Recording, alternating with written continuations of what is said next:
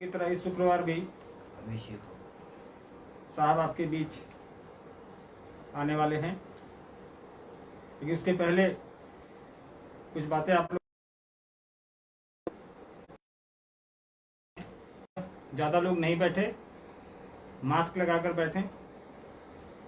साहब आपके बीच हैं। कुछ जिज्ञासाएं भी आई हैं हम लोग को, लेकिन सबकी जिज्ञासा लेना मुमकिन नहीं होता है, क्योंकि पूरे देश से विदेशों से भी जिज्ञासाएं आती हैं। लेकिन उसमें से कुछ जो ली जा सकती हैं वो ली गई हैं। तो साहब आपके बीच आ चुके हैं, हम लोग कैमरा उनकी तरफ घुमा रहे हैं। रिजल्ट हो गया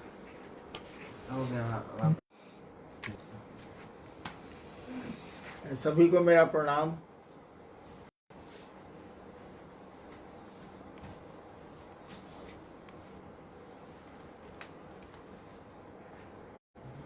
मेरे साथ दिक्कत है कि मैं आपको देख नहीं पा रहा। आपको ये सुविधा है कि आप मुझको देख पा रहे होंगे। सोशल डिस्टेंसिंग, मास्क, इन चीज़ों का प्रयोग बहुत ज़रूरी है। हमको, आपको, सबको इसकी बात माननी चाहिए, सरकार की बात माननी चाहिए।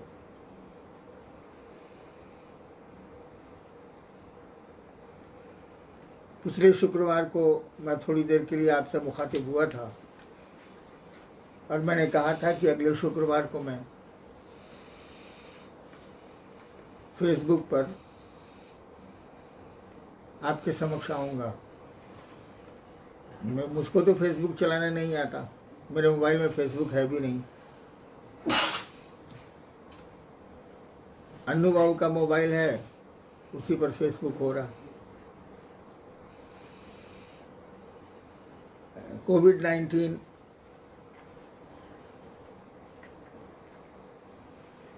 के आतंक से हम जूझ रहे हैं। मैंने पिछली बार ही कहा था, जीतेंगे हम ही। ये पूरा देश, पूरी धरती, भारत भूखंड शिव की सुगंध से भरा है और शिव के लोग कभी किसी समस्या से हारे नहीं हैं, लड़े ज़रूर हैं, लेकिन विक्ट्री इज वेरीली आवर्स। जीतेंगे हम ही, जीतते रहे। शिव गुरु की बात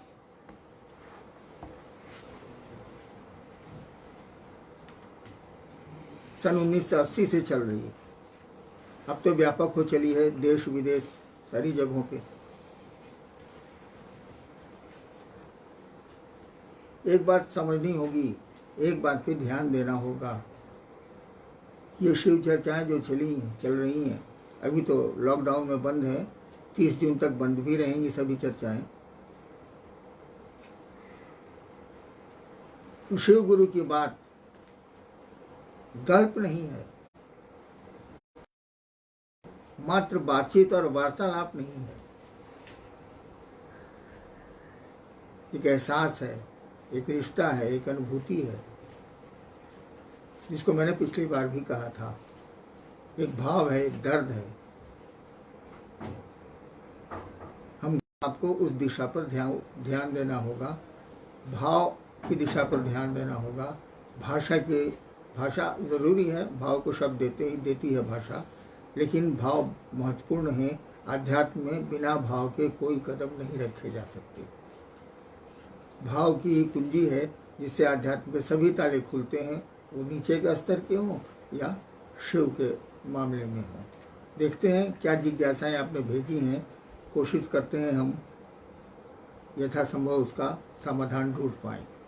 क्या है जी, सर्वप्रथम तो भारत और भारत के अलावा और देशों से आपके वैवाहिक वर्षगांठ पे बहुत सारी बधाइयाँ और शुभकामनाएं और आशीर्वाद की आकांक्षा के साथ काफ़ी सारे संदेश आए हैं, तो आपके तरफ से कुछ आशीर्वाद हो जाता। आशीर्वाद के लायक तो मैं हूँ नहीं,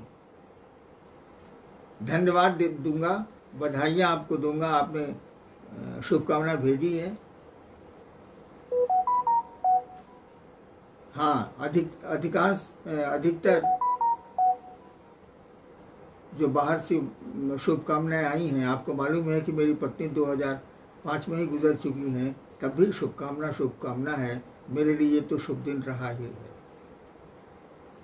जी, अरुण सुनैया है बिहार से। मैं यह जानना चाहता हूँ कि गुरु हमारे प्रारब्ध में लिखे कर्म फलों को काट सकते हैं या नहीं। पहले प्रारब्ध को समझिए। सवाल है कि गुरु हमारे प्रारब्ध को काट सकते हैं कि नहीं। अगर प्रारब्ध को नहीं काट सकते तब तो लाखों लोग हैं जो अपने प्रारब्ध, अपने कर्म बंधनों के अंतर्गत चल रहे हैं। गुरु अगर प्रारब्ध को नहीं काट सकते, प्रारब्ध का अर्थ हुआ, इसके दो अर्थ होते हैं। एक तो हुआ संचित कर्म जो हमने पहले कभी किया है और जिसका फल अभी बाकी है। एक प्रारब्ध होता है जिसका अर्थ है कि वह कर्म फल अब धीरे धीरे आ रहा है, जिसको भोग रहे हैं हम, वो सुख हो या दुख हो। तो ये प्रारब्ध को अगर गुरु नहीं काट सकते तब तो गुरु का काम ही नहीं चलेगा। जीव शिव की ओर चलेगा ही नहीं, उनका शिष्य महादेव की ओर बढ़ेगा ही नहीं, उनका काम नहीं चलेगा। गुरु तो बहुत बड़ी सत्ता है, शिव गुरु के रूप में तो सर्वोच्च सत्ता है वो। गुरु भाव आपके प्रारब्ध को खंडित करता है, गुरु भाव ही खंडित कर देता है। गुरु भाव में सब सम्मिलित है, नमः शिवाय भी है, शिव की दया भी है, शिव चर्चाएं भी हैं। गुरु भाव ही आपके प्रारब्ध को खंडित करता है, लेकिन सही गुरु जो होते हैं वो उतने ही प्रारब्ध को खंडित करते हैं जो आपके आध्यात्मिक मार्ग में बाधा देते हैं। और उस बाधा भी अगर आएगी तो उतना प्रारब्ध हट जाएगा जिससे आप संघर्ष तो करेंगे लेकिन निकल जाएंगे, आपको रास्ते मिल जाएंगे। प्रारब्ध तो रहता ही रहता है जीव के साथ, वो कोई भी जीव हो, इंसान हो या मानवेतर प्राणी हो, प्रारब्ध तो रहेगा, कर्मफल तो रहेगा। गुरु भाव ही कर्मफल को दग्ध करता है, उसको खंडित करता है और आपके मार्ग को प्रशस्त करता है कि शिष्य उस मार्ग पर चल सके और कर्मफल यानी प्रारब्ध उसको उस दिशा में बाधा कम दे। ऐसी बाधा तो नहीं ही दे, अवरोध ऐसा है नहीं दे कि हमारा आपका आगे बढ़ना, उन्नयन होना हमारा आपका रुक जाए। वैसे हमेशा जान लीजिए कि ज़िंदगी में ख़राब समय आता है। जब भी आप चलते हैं सड़कों पे तो ख़राब सड़कें आती हैं आपके मंजिल तक और उन सड़कों से गुजरना पड़ता है। मैं मानता हूँ कि अगर ट्रैक्टर से ख़राब सड़कों पर गुजरें आप तो आपको परेशानी ज़्यादा होगी, शरीर की थकान बढ़ेगी। लेकिन उन्हीं खराब सड़कों में अगर अच्छी गाड़ी से गुजरें, स्कॉर्पियो से गुजरें, बोलेरो से गुजरें, अच्छी गाड़ी से गुजरें तो आपको जर्क कम होगा। ये महसूस होगा कि रास्ते खराब हैं लेकिन शरीर में दर्द कम होगा, थकान कम होगी। मैंने कहा ज़िंदगी में शिव की सवारी ले लो, शिव की सवारी ले लो। वो खराब सड़कें जब आएंगी तो आपको महसूस होगा कि खराब समय जा रहा है, असुविधाएं हो रही हैं, परेशानियां हो रही हैं, लेकिन आपकी गाड़ी धीरे धीरे धीरे धीरे हिचकोटे खाते निकल जाएगी। आपका एहसास थोड़ा कम हो जाएगा, दर्द थोड़ा कम हो जाएगा। तो ये याद रखिएगा, गुरु प्रारब्ध को खंडित करते हैं, नष्ट करते हैं, दग्ध करते हैं। गुरु तो बहुत ऊपर की सत्ता है, गुरु भाव ही उसको नष्ट कर देता है, कम कर देता है। लेकिन सारे प्रारब्ध खत्म नहीं होते। जिन प्रारब्धों को भोगने की विवशता हमको आपको है, जो हम नहीं चाहते हैं भोगना, वो खंडित होते हैं, बाकी प्रारब्ध खंडित नहीं होते। जी, भाई विष्णु देव जी हैं जॉर्डन से। मेरे कहने से कोई शिव की दिशा में नहीं चल पाता है, इसका कारण क्या है और इसका समाधान क्या है? साधारण सी बात है, कितने पुत्र हैं जो पिता की बात पे चलते हैं? हम आप बड़ों की कितनी बात मानते हैं? तो हमारे आपके कहने से कोई शिव की ओर थोड़ी देर मुखातिब हो सकता है, थोड़ी देर वो प्रेरणा प्रेरित करने से वो शिव की ओर चल सकता है, लेकिन चल नहीं पाता है वो। चलेगा नहीं वो। श्मशान वैराग्य का नाम हमने आपने सुना है। श्मशान में जब हम लोग किसी की लाश जाते हैं, वो परिजन हो या जो हो, तो वहां लगता है कि सब कुछ यहाँ बेकार है। और फिर श्मशान से जैसे बाहर हम आप निकलते हैं, सारी चीजें भूल जाते हैं। दुनिया के बाउंडर में मन बहुआता घूमता।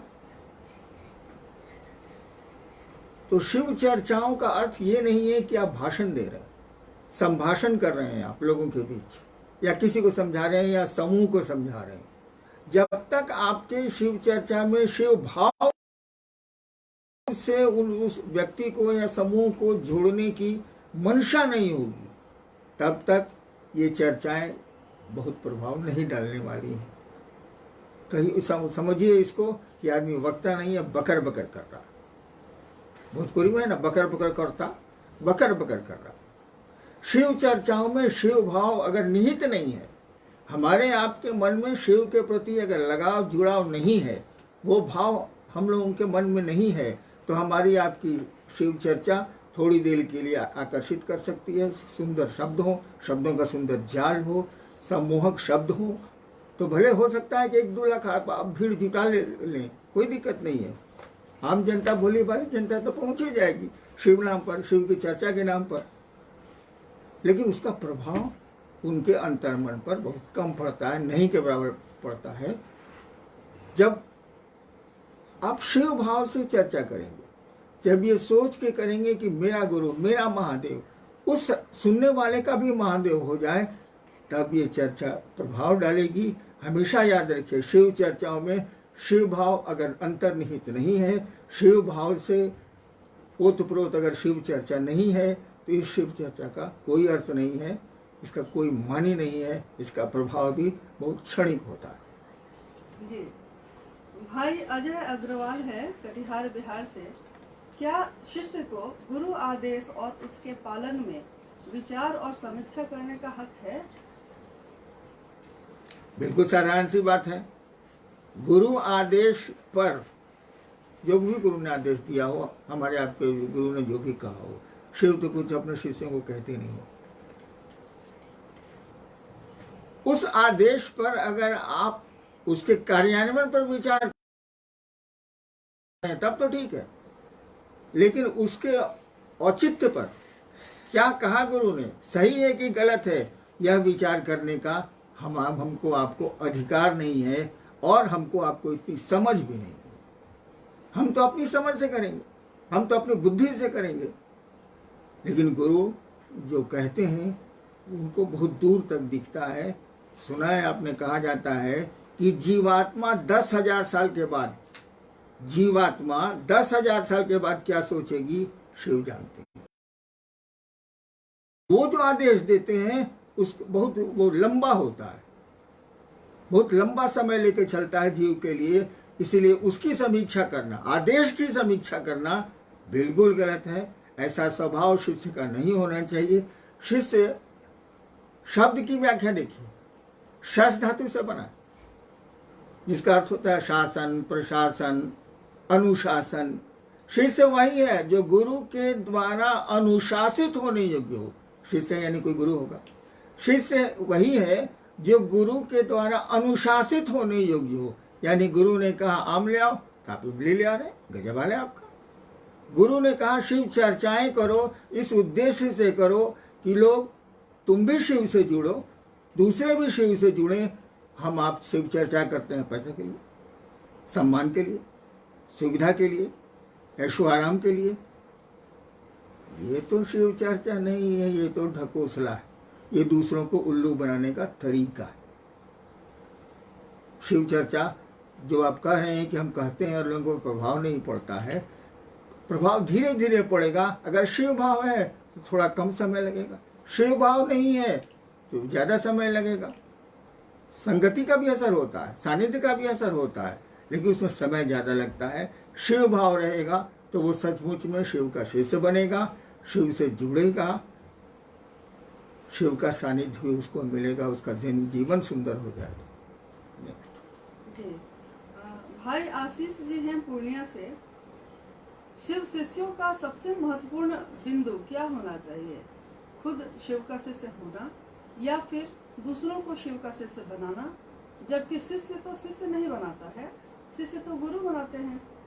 बिल्कुल सही है, शिष्य का काम शिष्य बनाना नहीं होता। शिव गुरु चर्चाओं में शिष्य बनाने की परंपरा की शुरुआत जो हुई उसके पीछे मंशा दो थी। एक मंशा थी कि आप भी समझें कि शिव गुरु हैं, और दूसरा भी समझे कि शिव गुरु हैं। और जब तक आप समझेंगे नहीं कि ये मेरे गुरु हैं, ये मेरे माँ बाप हैं, तब तक पुत्र का भाव नहीं जगेगा, तब तक शिष्य का भाव गुरु के प्रति नहीं जगेगा। इसीलिए शिव चर्चा का ये अर्थ, एक यह भी अर्थ प्रयोजन है कि आप खुद समझें कि शिव आपके गुरु हैं। जैसे जैसे समझेंगे शिष्य भाव उत्तरोत्तर बढ़ता जाएगा। और जब तक नहीं समझेंगे कि शिव आपके गुरु हैं, जब तक ये बात विचार में रहेगी, जब तक ये विचार घनीभूत नहीं होता है कि शिव मेरे गुरु हैं, ये समझाने से होता है। अरब में कहावत है, जो बात नहीं समझ पाते हो दूसरे को समझाओ। धीरे धीरे आप समझने लगते हैं। और जैसे जैसे समझेंगे आप कि शिव मेरे गुरु हैं, दूसरों को समझाने की कोशिश में आसान है, आपने समझना बड़ा कठिन है, तो आपके गुरु शिव होने लगेंगे, शिष्य भाव बढ़ने लगेगा। इसीलिए शिव गुरु चर्चा का विधान है। अभी तो लॉकडाउन है, 30 जून तक हमने कहा कि कोई चर्चा नहीं होगी। अरे भैया, जीवन रहेगा तब ना गुरु चर्चा, क्योंकि शिव को पाने के लिए गुरु चर्चा एक माध्यम नहीं है। नमः शिवाय भी हमने कहा है आपको करने को, दया मांगने को भी कहा है। मैंने तो पिछले बार भी कहा था कि मैंने जब शिव को गुरु माना तो 8 वर्षों तक तो मैंने कोई चर्चा की ही नहीं, मुझको पता ही नहीं था। मैं तो ये भी नहीं जानता था कि शिव गुरु है। मैंने भगवान शिव को गुरु समझ के गुरु अपना बना लिया, और 8 वर्षों तक तो मैंने कुछ कहा नहीं। जब मुझको लगा कि शिव कमाल के गुरु हैं, अनुपम गुरु पद है इनका, जो मेरे साथ हुआ, तब मैंने लोगों को धीरे धीरे कहना शुरू किया कि भैया महादेव को गुरु मानिए, उनको अपना गुरु मानिए। हमको आपको शिव को गुरु मानने से वो गुरु नहीं हो जाएंगे, वो तो गुरु हैं। हमको आपको ये मान लेने से कि स्कूल चलता है, हम आप उसका ज्ञान नहीं ले पाएंगे। हमको आपको जुड़ना होगा, स्कूल को अपना स्कूल बनाना होगा, गुरु को अपना गुरु बनाना होगा। डॉक्टर को हम लोग बहुत जानते हैं कि फलाना डॉक्टर है रांची में या पटना में, लेकिन क्या हमारा आपका इलाज हो रहा है? बीमारियां हैं और इलाज नहीं हो रहा है, क्योंकि वह डॉक्टर मेरा डॉक्टर नहीं है। मैं उसके दरवाजे गया ही नहीं हूं, मैंने संपर्क किया ही नहीं। ठीक उसी तरह शिव तो गुरु हैं, आप मानिए चाहे मत मानिए, तो गुरु रहेंगे, आदिकाल से हैं, अनंत काल तक रहेंगे। ईश्वर ही तो गुरु कैसे नहीं? उनको अपना गुरु बनाना होगा। और एक बात जान लीजिए, जो सबका होता है वह बहुत कम आदमी का अपना होता है। सार्वजनिक सत्ता, सार्वजनिक व्यक्ति होता है बहुतों का, लेकिन निजी बहुत कम का होता है, अपना बहुत कम का होता है। रेलगाड़ी सबकी है, किसी की निजी नहीं है, कोई उसको निजी समझता ही नहीं। सरकारी सामान हम लोग निजी समझते हैं? नहीं समझते। सरकारी गाड़ी का उपयोग मैंने 32 साल किया है, अपना कहाँ समझते? ट्रांसफर हुआ, गाड़ी छूटी, क्वार्टर छूटा, खत्म। तो सार्वजनिक शिव सबके हैं, सभी जानते हैं कि सबके हैं, घर घर में उनकी पूजा होती। यह जानने से हमारे आप में कोई परिवर्तन नहीं होने को है, उसको अपना बनाना होगा। जैसे अपनी चप्पल, यहां 10 आदमी बैठे हैं, सामाजिक दूरी बना के बैठे, इनके चप्पल कहाँ हैं? चप्पल इनको नहीं कहेगी भैया दीदी हम एजा छी हमरा पहिनला, नहीं कहेगी। इनको पता है कि मैंने चप्पल कहाँ खोली और मेरी चप्पल कैसी है। इनको पता है कि इनके जेब में पैसे कितने हैं, पैसे नहीं बोलते, वो निर्जीव है, लेकिन इनके हैं इसीलिए इनको पता है। आपके भी जब शिव अपने हो जाएंगे ना, तो किसी बाहरी ज्ञान की जरूरत नहीं है, आपको खुद ही ज्ञान मिलने लगेगा कि शिव कैसे हैं, मेरा गुरु कैसा है, खुद ही होने लगेगा। जी, भाई संगम है भागलपुर से।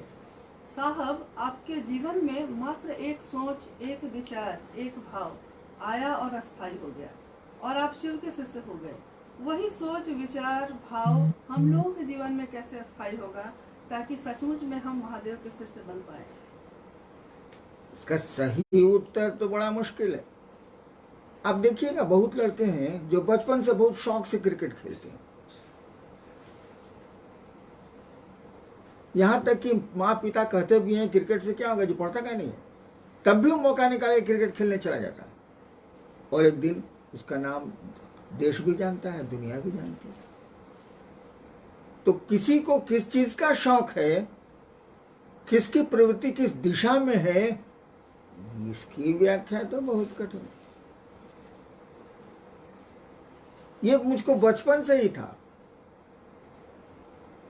कि साधु लोग पहले आते थे, मेरे पिताजी अफसर थे, तो कुछ चमत्कार दिखा दें, कुछ ही कर दें, जो चलता है। मुझको लगता था कैसे करता है, नहीं बुझाता था तो उसको मैं उससे लड़ जाता था, ठगा। ये उत्सुकता, ये उत्कंठा मेरी मरी नहीं और इसीलिए 15 साल तक कभी ये साधना, कभी वो साधना, कभी श्मशान हंटम संटम करता रहा। कहीं कुछ नहीं मिला, वो ये ढाक के 3 पार। आपको मालूम है कि एक रात मैंने श्मशान में 2 बजे खुद ही सोचा, तंग आ गया था, दुखी था, पढ़ाई भी चौपट, गार्जियंस भी नाराज, अभिभावक भी नाराज, पढ़ता लिखता नहीं है, क्या करता है ये। कि गुरु ईश्वर होते हैं, महेश्वर होते हैं, तो महेश्वर गुरु क्यों नहीं है? खुद रात के अंधेरे में सोच रहा था। मैंने सुना था कि शिव महेश्वर को कहते हैं, मेरे पिताजी बताया करते थे मेरी मां को। मैंने महेश्वर समझ के, ईश्वर समझ के शिव को गुरु मान लिया। I was not knowing this कि शिव गुरु, मैं नहीं जानता था कि शिव गुरु, और उस दिशा में बढ़ा। अब तो मुझको मदद मिल गई, नमः शिवाय मिल गया, और मेरी तो शर्त थी आदमी से सीखूंगा नहीं।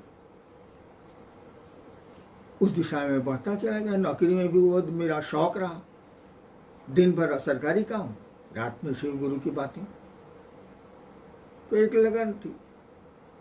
और जहां तक हमारे आपके मन में ये बैठ जाना कि शिव मेरे गुरु हैं, इसका स्थायित्व हो जाना, इसके लिए 3 सूत्र दिए गए। जब भी मौका मिले तीनों सूत्र में कोई ना कोई करिए। मन जब लगा रहेगा ना किसी चीज से, तो उसको अपना समझने लगता है, उससे जुड़ जाता है, तो शिव से भी जुड़ गया। जी, भाई संदीप सोनी है सुपौल से, बिहार। शिव शिष्यता में शिष्य की भूमिका कैसी होनी चाहिए? शिष्य की भूमिका कैसी होनी चाहिए? अभी मैंने कहा कि जो गुरु द्वारा अनुशासित होने योग्य हो, जो गुरु की मंशा है, वैसा हम आप करें। और शिव का जो जो आचरण संसार में है, हमको आपको कोशिश करनी होगी कि वैसा आचरण हम आप प्रस्तुत करें। धीरे धीरे ये आदत आपकी बन जाएगी, स्वभाव बन जाएगा। आदत हमको आपको डालनी चाहिए। देखिए, शिव सांप को भी रखते हैं, चूहे को भी रखते हैं, बैल को भी रखते हैं, बाघ को भी रखते हैं। वहां कोई अंतर नहीं आता है। शिव भाव की परिधि में लोग अपना जन्मजात गुण छोड़ दे रहे हैं। सांप चूहे को खाता है, बाघ बैल को मारता है, मोर सांप को खाता है। शिव परिवार में सभी। तो हमको आपको भी ऐसा ही आचरण करना चाहिए, ऐसी ही कोशिश करनी चाहिए। शिव साधुता की पराकाष्ठा है, गृहस्थ जीवन की पराकाष्ठा। हमको आपको भी घर को घर रहने देना चाहिए। मैंने कहा भी है, घर को मसान मत बनाइए। घर की अपनी गरिमा होती है, उसको बना के रखिए। साधुता की एक गरिमा होती है, उसको बना के रखिए। शिव तो गृहस्थों के भी आदर्श हैं, साधुओं की भी पराकाष्ठा है, उनके भी आदर्श हैं। तो हमको आपको वैसा ही बनना चाहिए, असामाजिक कृत। हमको आपको शिव मार्ग में, शिव शिष्यता के मार्ग में कठिनाई उत्पन्न करेंगे उसको छोड़ना चाहिए। जी, बहन रीता शर्मा है मुजफ्फरपुर बिहार से। आध्यात्मिक साहित्य जो प्राचीन समय से हम लोग चला आया और हमारे पास उपलब्ध है, ये मात्र जानकारियों का संग्रह है अथवा शिव के लिए आकर्षण भी पैदा कर सकता है? जानकारियां हमेशा याद रखिएगा, जानकारियां इल्म नहीं है। जानकारी से आपको हुनर नहीं मिलेगा। You can't know the technique. जानकारी जानकारी है, सूचना सूचना है, सूचना नॉलेज नहीं है। तो जानकारियों से थोड़ा भाव तो जगता है। शिव के बारे में जानकारी बढ़ी, अगर मन को अच्छा लगा थोड़ा भाव बढ़ता है, लेकिन वो क्षणिक होता है। जब तक नहीं आपको करेंगी। वो पानी का टंकी देखा है जो छत पर लगी रहती है, पानी की टंकी है, 2-3 नल से उसमें पानी भर दीजिए। वो उपनिषद का नल हो, पुराणों का नल हो, समाज से सीखा नल, ज्ञान का नल हो, शास्त्रों का नल हो, ग्रंथों का नल हो, सबसे पानी टंकी में भर दिया है आपने, जानकारी आपको हासिल हो गई। ये पानी शुद्ध नहीं है, कुछ दिनों में सड़ जाएगा। भले लोगों के बीच आप उस पानी का नल खोलेंगे तो लोग कहेंगे उपनिषद का बहुत ज्ञान है, शास्त्रों का भाई साहब को बहुत ज्ञान है, ग्रंथों का इनको बहुत ज्ञान है, भजनों का इनको बहुत ज्ञान है, लेकिन पानी सड़ गया है। दूसरे पिएंगे तो हानि करेगा वो जल। शुद्ध जल लाने की कोशिश करिए। कुएं का जल जितना निकलता है उतना ही नया जल भीतर से फूटता है, भीतर से आता है। हम सब जानते हैं। गुरु आपको कुआं बनाते हैं, गड्ढा नहीं बनाते, पानी की टंकी नहीं बनाते। जानकारियाँ ठीक हैं, लेकिन जानकारियाँ कहीं जमा हो गई तो वो सड़ांध पैदा करेगी। समाज के लिए कोई लाभ इससे नहीं होगा। नीति श्लोक बन के बात जी। अब मैं नहीं बोलूंगा, आप सबों को मेरा प्रणाम। अगली बार बंद कर दिए, अगली बार शुक्रवार को ही आऊंगा, लेकिन अब 1 बजे नहीं 1:30 बजे 31 में। सबको मेरा बहुत बहुत प्रणाम।